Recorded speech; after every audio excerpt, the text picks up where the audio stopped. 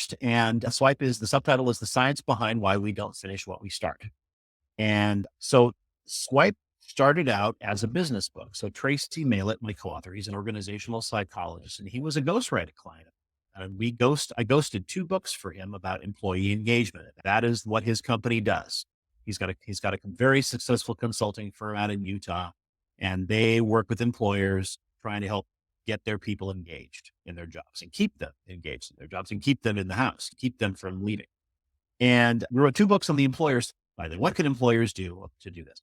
And this book was supposed to be the third book in kind of a trilogy that looked at the other side of the engagement equation, which is, okay, we've talked about now what employers can do to create a better employee experience and so on.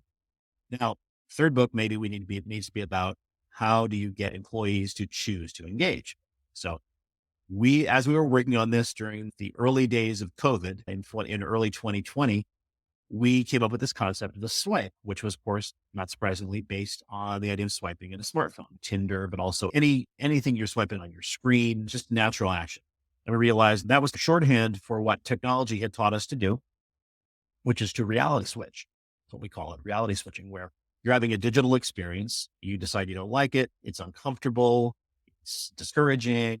It's maybe making you afraid even. And you can, with the flick of a finger, swipe